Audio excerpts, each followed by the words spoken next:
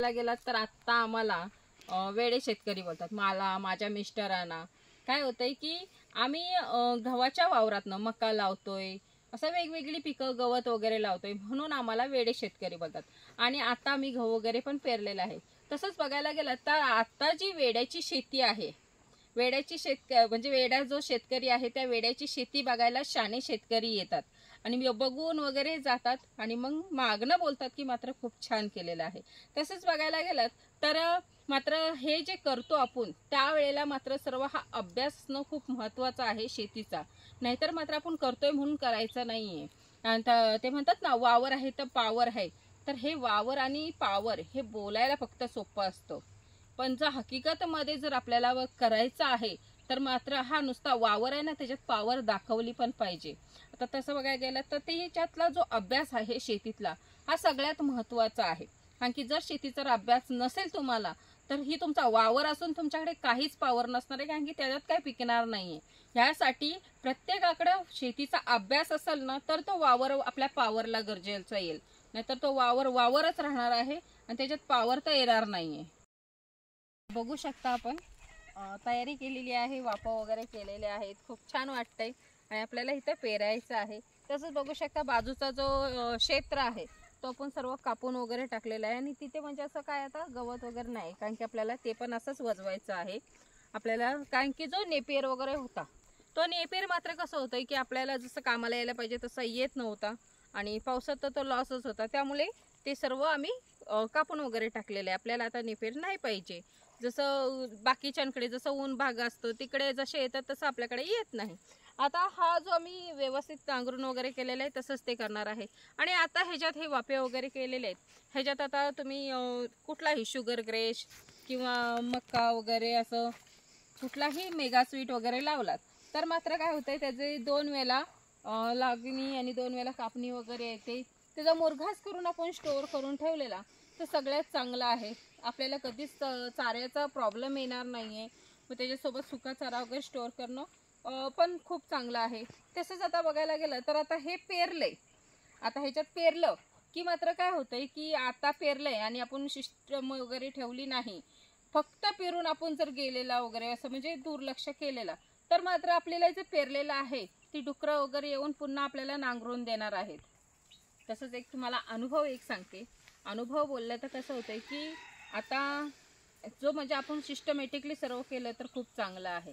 तसंच काय काय लोकांकडे बघू शकता डुकरांचा खूप कमी त्रास असतो, काय कायांकडे जास्त असतो, पण असं नाही की आपल्याकडे त्रास नाही तर आपण लक्ष देणं गरजेचं नाही पण आणि आता हा आमचा एक अनुभव, आता हा क्षेत्र वगैरे नांगरून वगैरे झाले, पण जर का समजा मी ह्याच्यात आता पेरलं आणि भिजवलं तर समजा दुसऱ्या दिवशी किंवा त्याच्या तिसऱ्या दिवशी हे जसं म्हणजे आम्ही पण नांगरून वगैरे सर्व केलेलं आहे तसं सर्व पेरलेलं बिरलेलं सर्व हे वाया जाणार आणि पुन्हा ती आपल्याला नांगरून देणार आहेत डुकरं। मग ह्यासाठी सर्व सिस्टमॅटिकली केलं पाहिजे। तसंच बघायला गेलं तर आता हे आम्ही एवढं केलेलं आहे, पण आता लगेच म्हणून ह्याच्यात पेरू नाही शकत, ह्याच्यासाठी पूर्ण शॉक सिस्टम वगैरे करून नंतर मग ह्याच्यात पेरणी वगैरे केली पाहिजे, नाहीतर डुकरंही त्रास देतातच। आणि कसं आहे की आता समजा 4 ते 5 किलोमीटर अंतरावर जरी समजा तुम्ही आता भुईमुग वगैरे आमच्या भागाकडे भुईमुग वगैरे केलेला असेल तरी ती आज पेरलंय ना तर दुसऱ्या दिवशी तिथं जाऊन नांगरलंच पाहिजे। हा एक म्हणजे एक असा हे आहे की ह्या म्हणजे कारणानंच माणसं लोक शेतकरी वगैरे जेवढे आहेत हे ह्याच कारणाला डुकरांना वगैरे ह्या त्रासाला कंटाळून मात्र शेती वगैरे काहींनी बंद केलेली आहे। तसंच बघायला गेलं तर फॉरेस्टला वगैरे कंप्लेंट केल्याच्या नंतर त्याच्यात काहीच होत नाही। मग काय होतंय की कितीही फॉरेस्टला कंप्लेंट केली तरी आपल्याला काय फरक पडत नाही, त्यांना नाही फरक पडत पण आपल्याला पडतंय, का की आपलं नुकसान होतंय। ह्यासाठी आपण जेव्हा पण काही करू त्यावेळेला मात्र हे सर्व नियोजन पद्धतशीर केलं पाहिजे। आता ही व्यवस्थापन सर्व करणं आता म्हणजे आम्हाला अजून शॉक सिस्टम वगैरे लावायचं आहे, अजून लावलेली नाही, बाकी आम्ही हे लावल्याच्या नंतरच हे सर्व वावर पेरणार आहोत। तर तसं बघायला गेलं तर आता आमच्याकडे शेळी पालन हे अगदी नाच्या बराबरी झालेलं आहे। आणि हे म्हणजे कसं आहे आता ह्या एवढ्या हप्त्यामध्ये असं झालंय की सकाळचं समजा दुपारचं समजा 2 वाजता 3 वाजता 4 वाजता कुठलाही टायमिंगला, असं नाही की संध्याकाळचंच बिबट्या वगैरे, तर ह्या कुठल्याही टायमिंगमध्ये येतोय. आणि जर समजा आता शेळ्या वगैरे तुम्ही सोडलेल्या आहात मोकळ्या रानात, आणि अशा विचाराने तर आता शेळीपालन करूच नाही शकत की आपल्याकडे रान एवढं पडलेलं आहे मग आपण शेळीपालन करू, अशी कोणाची इच्छाच राहिलेली नाहीये. कारण की अशा जर सोडल्यात आणि आपलं जर इतका पण लक्ष लांब झाला तर मात्र 1-2 शेळ्या हे गेल्याच पाहिजेत. ह्या आठवड्यात अशी भीती पण पसरलेली आहे माणसांमध्ये की आपल्या शेळीपालन हा अगदी नाच्या बरोबर झालेला आहे. आता तसं बघायला गेलात की आता आम्ही जेव्हा गव्हाच्या वावरातनं मका वगैरे करत होतो तेव्हा मात्र असं झालं की लोक बोलायला लागले की गव्हाच्या वावरातनं मका वगैरे करते म्हणजे मूर्खसारखा करते. पण आता मात्र कसं आहे की आता जशी ही वेळ आलेली आहे त्यावेळेला आम्हाला माहित होतं की आम्ही काय करतोय, गव्हाच्या वावरात, नाचणीच्या वावरात जे काय आम्ही करतोय आमच्या मेंढरांसाठी करतोय.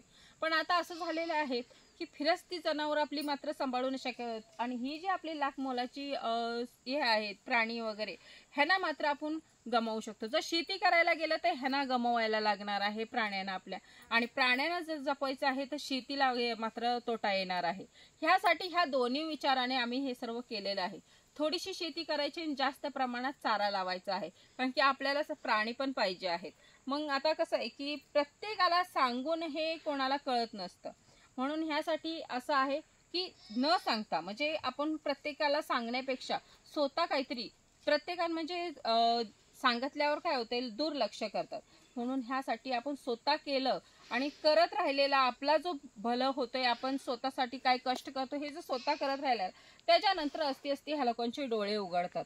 म्हणून नंतर मग मात्र ही स्वतः करायला लागतात. तसंच आता आमच्याकडे झालेलं आहे. आम्ही सुरुवातीला करते वेळी मात्र कोणाला सांगत नाही बसलेला, कृती आमची जी आहे ती करत राहिलेला. तसंच आता परिवर्तन म्हणजे जसं घडत गेलेलं आहे, आता असती त्या पावलावर चालत चाललेली आहेत माणसं. आणि स्वतःच मात्र आता जसं जनावरांना आता बिबट्याचा वगैरे त्रास व्हायला लागलाय त्याच्यानंतर आता ती पण जशी जसं आम्ही बदल घडवतोय तसं ती बदल घडवत लागलेली आहे. शेतीत थोडासा चारा, थोडासा पीक हे असं घेणं त्यांचा पण विचार चालू आहे. आता तसं बघायला गेलात तर समजा एका भागाकडे असं जर असेल की प्रत्येक जण ऊस लावत असेल आणि त्या ऊस लावतात, सर्वजण ऊस लावतात, एखादाच माणूस जर काहीतरी वेगळं करत असेल तर मात्र त्याला हसतात लोक की हा काहीतरी वेगळं करतोय, बाकीच्याने ऊस वगैरे लावले. तर तसं होतंय की ऊस वगैरे लावले पण त्या वेळेला जो वेगळं काहीतरी करत असतो त्याचा रिझल्ट नंतर बघितल्याच्या नंतर मग मात्र ही ऊसवाली पण त्याच्यातच येणार आहेत काहीतरी वेगळं करायचं आहे.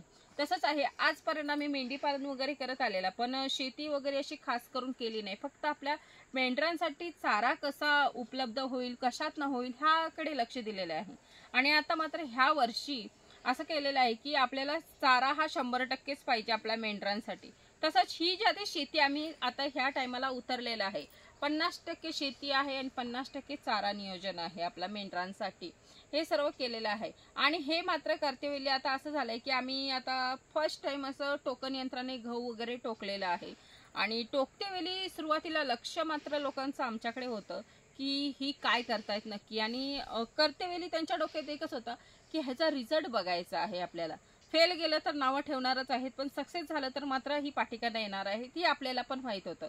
मग तसंच आम्ही आमच्या पद्धतीनं मात्र टोकन यंत्रणेने गहू वगैरे टोकले, आणि ज्या वेळेला उगवून गहू दिसायला लागला अगदी चांगल्या प्रमाणात आणि त्याचा जेव्हा म्हणजे रिझल्ट खूप चांगला आला तेव्हा मात्र ही सगळी लोक मात्र आता नाही बोललात तर 50 वर्ष शेतकरी जुनी, आणि आम्ही तर आता उतरलेला आहे शेतांमध्ये, पण 50 वर्ष जो शेती करतोय माणूस तो आपल्याकडे आता अनुभव विचारायला येतोय की असं ना असं केलं तर कसं होईल आणि ह्याचा रिझल्ट काय येईल.